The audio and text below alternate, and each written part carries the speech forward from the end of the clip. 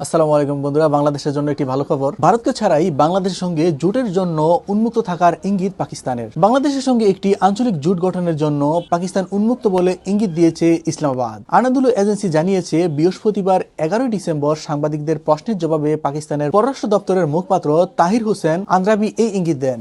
বাংলাদেশ সংবাদ সংস্থা তথ্যমতে পররাষ্ট্র বিষয়ক উপদেষ্টা মোহাম্মদ তৌহিদ হোসেন একদিন আগে বলেছিলেন, ভারতকে বাদ দিয়ে পাকিস্তানের সঙ্গে একটি আঞ্চলিক জোটে যোগদান করা বাংলাদেশের পক্ষে কৌশলগতভাবে সম্ভব। তৌহিদ হোসেনের মন্তব্য সম্পর্কে জানতে চাইলে পাকিস্তানের পররাষ্ট্র দপ্তরের মুখপাত্র তাহির হোসেন বলেন, ইসলামাবাদ বহু পক্ষপাতিতায় বিশ্বাস করে। তাহির হোসেন বলেন, বহুপাক্ষিতার প্রতি পাকিস্তানের অটল প্রতিশ্রুতি রয়েছে এবং বাংলাদেশের যে কোনো প্রস্তাব একই মনোভাব নিয়ে দেখা হবে। এর আগে গত সপ্তাহে পাকিস্তানের পররাষ্ট্রমন্ত্রী ইসাকদার বলেছিলেন, বাংলাদেশ, চীন এবং পাকিস্তানকে নিয়ে একটি নতুন ত্রিপক্ষীয় উদ্যোগ শুরু হয়েছে এবং এটি এই অঞ্চলের অভ্যন্তরে ও বাইরের দেশগুলোকে অন্তর্ভুক্ত করতে পারে। ইসাকদারের মন্তব্য সম্পর্কে প্রশ্নের জবাবে তৌহিদ হোসেন বলেছিলেন, আমাদের পক্ষে কৌশলগতভাবে সম্ভব, কিন্তু নেপাল বা ভুটানের পক্ষে ভারতকে বাদ দিয়ে পাকিস্তানের সঙ্গে একটি গ্রুপ গঠন করা সম্ভব নয়। গত জুন মাসে 3 দেশের প্রতিনিধিদের ত্রিপক্ষীয় বৈঠকের আয়োজন করেছিল চীন। সেখানে বেইজিং এর প্রতিনিধিত্ব করেন চীনের উপপররাষ্ট্রমন্ত্রী সান ফ্লায়েড,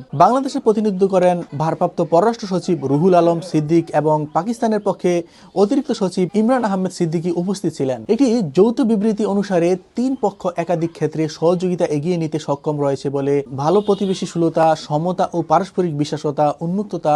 দেশগুলো বলছে, এই কাঠামোটি প্রকৃত বহুপাক্ষিতা এবং উন্মুক্ত আঞ্চলিকতা নিহিত এবং কোনো তৃতীয় পক্ষের দিকে নির্দেশিত নয়। চীন ও পাকিস্তান সর্বকালীন কৌশলগত সহযোগিতামূলক অংশীদার।